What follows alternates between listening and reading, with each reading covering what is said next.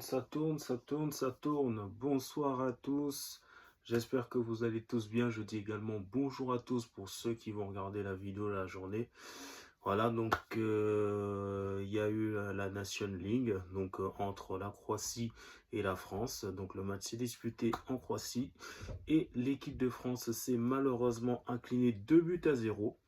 Donc, faut savoir que sur ce match, on a pu voir que la défense croate a été très très bonne. Donc, ils ont bien étudié le jeu de l'équipe de France, donc le jeu de Kylian Mbappé, le jeu de Dembélé, ainsi que le jeu de Kolo Muani. Donc, trois attaquants de l'équipe de France qui sont très en forme dans leur club. Donc, que ce soit Mbappé du côté du Real Madrid, que ce soit Kolo Muani du côté de la Juve, et que ce soit Dembélé du côté du PSG. Donc franchement, très très gros match d'avoir des Farviol, Kadetaka, ils ont tout arrêté, ils ont mis un bus et franchement leurs interventions, mais vraiment la dernière seconde, ça a vraiment montré la solidité croate et franchement elle est top top top. À noter également que le gardien croate a fait un très bon match et que la Croatie a la chance d'avoir une pénurie de gardiens, les gars, si vous savez sont bien, hein. Mais c'est juste que, voilà, on s'est vu trop beau parce que, voilà, on a à tous les postes des joueurs qui sont en train de percer, que ce soit en défense, Saliba, Konaté, les meilleurs défenseurs de première ligue, Koundé qui pète la forme, Dean qui revient très bien, Ogo le Maignan, très bon goal dans le championnat italien, le milieu de terrain avec Rabiot qui est très en forme, et Guendouzi qui est là, Tchouaméni qui retrouve confiance, et les trois de devant, comme je vous ai dit, voilà. Et en fait, au moment où il y a eu ce rassemblement de l'équipe de France, on était tous pressés de voir comment l'équipe de France offensivement allait jouer. Parce que au Paris Saint-Germain, Dembélé en faux neuf, c'est feu, c'est le feu. Et quand j'ai vu des actions de Dembélé en seconde période, des crochets, tu sens que le mec il gagne en assurance, je me dis, mais il fait ça en fait au PSG. Parce que moi je suis pas tous les matchs du PSG, je suis seulement quand il joue en Ligue des Champions, mais on a senti un gars retrouvé, un gars qui a confiance en son talent. Après, oui, ce qui fait tâche, c'est bien évidemment le score, mais on va y venir. Mais on sent que Dembélé, franchement, il progresse de plus en plus. Alors moi, ce que j'ai pu observer, donc j'ai regardé le match avec un de mes petits frères et mon papa. Et puis on a observé même le gros problème de cette équipe de France. Il n'est pas en attaque, mais il est au milieu de terrain et en défense. Je m'explique. En fait, au milieu de terrain, il te manque un, voire même deux tauliers. Parce que Guendouzi, bon joueur, mais c'est pas un taulier. Chouameni, bon joueur, on nous le fait passer pour un taulier, ce n'en est toujours pas un.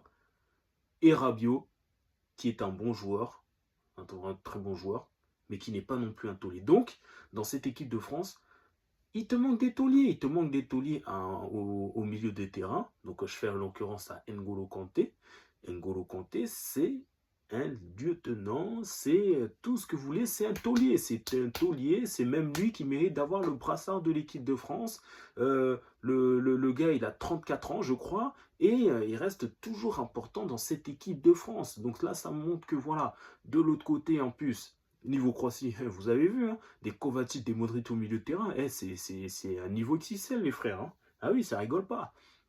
Que ce milieu de terrain a été plus ou moins battu dans les duels physiques. Donc, il te manque en fait un taulier et N'Golo Kanté représente ce type de taulier.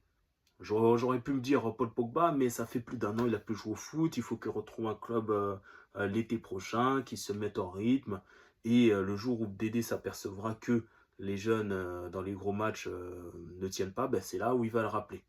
Et également en défense. Les gars, j'étais très déçu de Konaté. Konaté qui fait une très très belle saison avec Liverpool. Donc d'où sa place de titulaire en équipe de France ce soir. Sauf que malheureusement, il a déçu. Pas mal de déchets, je ne l'ai pas reconnu. On dirait qu'il était hésitant. Pareil pour Saliba, que je kiffe énormément. Arsenal, tout lié. Il fait des matchs parfaits à Arsenal. Au dernier Euro 2024, il a fait ses matchs. Mais aujourd'hui, c'était fébrile. C'était fébrile en défense centrale. Et s'il y avait même la possibilité de remplacer les deux, il fallait le faire. Mais Konaté, c'est vraiment celui qui a le plus déçu. Il a été sorti, il a été remplacé par Upamecano. qui a fait un tout petit peu mieux que lui. Voilà. Et c'est pour ça en fait que Konaté part de loin, parce que si on se base sur ce qui s'est passé à l'Euro 2024, donc la charnière centrale c'était Upamecano et Saliba, et ça avait très très bien marché. Après Koundé, bon, au début c'était timide, après il est monté en gamme en retrouvant son rythme. Lucas Digne, très très bon match de sa part, hein, pour moi. Hein. Et je comprends même pourquoi il est devant maintenant Théo Hernandez au niveau de la hiérarchie des arrières-gauches. C'est un truc de fou, hein, mais qui l'aurait cru que Théo Hernandez, il allait se faire sauter par Lucas Digne? Mais personne, personne, personne. Et à noter également un très bon match de Mac Maignan qui a arrêté encore une fois un penalty. Pour une fois, on tient un gardien en équipe de France qui arrête des penaltys, parce que c'était pas le cas avec Hugo Lloris, c'était pas le cas avec Mandanda. Voilà, donc ça fait énormément plaisir. Et même au moment de la Marseillaise, même si j'étais en train de dormir et que j'ai pu voir les images un peu après sur Internet, donc j'ai pu voir que sur le banc, tu as du Brice Samba. Bon, il est un peu en galère avec Rennes, Rennes n'a monte pas, mais bon, voilà, c'est pas grave.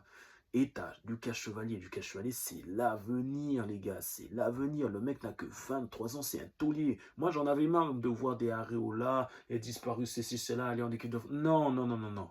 L'équipe de France, maintenant, c'est le mérite, c'est le mérite. Et en fait, j'ai même oublié de parler d'un gars, j'ai oublié de parler de Kolo Muani. Kolo Muani, alors en fait, le problème, c'est que beaucoup de gens pensent que voilà, c'est un gros joueur, il va péter le score, il va marquer autant. Non, non, non. Kolo Muani, en fait, c'est un joueur qui a besoin déjà de temps, et surtout d'une équipe qui va le laisser lui laisser le temps d'apprendre, de s'acclimater, et que même s'il fait des erreurs, c'est pas grave. Et c'était pas le cas au PSG, parce que quand il faisait des erreurs, eh ben, ça lui coûtait cher, ça le critiquait, etc. En plus, le mec, il a coûté 90 millions au PSG, donc toute cette pression était sur lui. Il n'est pas fait pour ça, il n'est pas fait pour ça, et c'est pour ça en fait que dès qu'il a signé au PSG, je savais que c'était une mauvaise chose, parce que à Nantes, quand il était là-bas, il était dans son concon. Oui, il y avait des matchs où il se manquait, mais la plupart du temps, ben, il jouait bien. Francfort, je t'en parle même pas, il empilait des buts. Et même là, la Juventus de Turin, la force en fait de la Juventus de Turin, c'est que c'est une équipe en reconstruction, donc il y a des places à prendre. Et là-bas, ils jouent sans pression, et même le style de jeu de Kolo Muani à la Juve représente ce que il voulait, et que le PSG de Luis Enrique ne voulait pas. Mais sur ce match-là, Kolo Muani, il fallait pas le faire jouer ailier droit, il fallait le faire jouer en pointe. En fait, en pointe, c'est simple. Soit tu mets Dembélé faux neuf, soit tu mets Mbappé, soit tu mets Marcus Thuram, soit tu mets Kolo Muani. Et là, comme Kolo Muani, il retrouve confiance avec la Juventus de Turin au poste d'attaquant de pointe, eh ben, quand il joue en équipe de France, il faut le mettre attaquant de pointe. Parce que là, sur le côté, il a eu du mal. Il a eu du mal, il est sorti. Et c'est un peu triste, quoi. C'est un peu triste. Bon, après, ça n'empêche pas que voilà, il a réalisé un mauvais match, mais que sur le prochain match, il va se rattraper. Parce que j'ai eu la question, oui, comment ça se fait que Kolo Muani, à chaque fois, il est appelé et tout. France-Argentine, hein, vous vous rappelez, finale de la Coupe du Monde 2022, où il joue très bien les contres. Il a failli nous donner la troisième étoile de l'équipe de France. Donc on en a deux, mais c'est Martinez qui en a décidé autrement. Et après, il y a son épopée où, voilà, à Francfort, il claque des buts. Donc, dans tous les cas, tu devais l'appeler.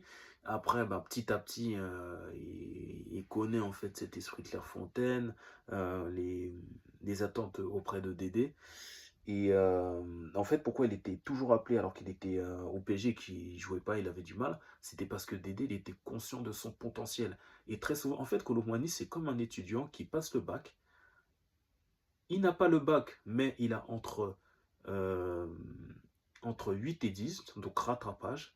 Et le prochain match, c'est là où il perce. C'est tout le temps ça à Kolo Muani.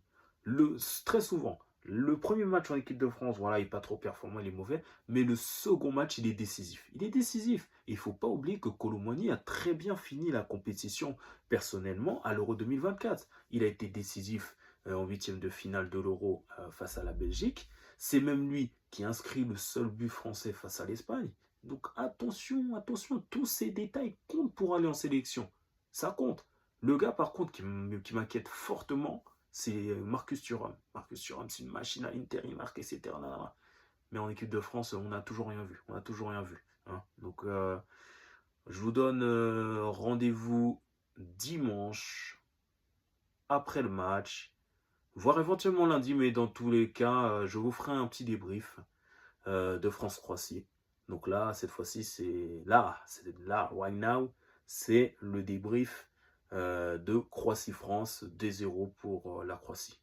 Voilà, sur ce, je vous souhaite une très bonne nuit si vous voyez la vidéo cette nuit, et une très bonne journée si vous la voyez la journée. Allez, je vous fais des bisous, et je vous dis à bientôt. Au revoir.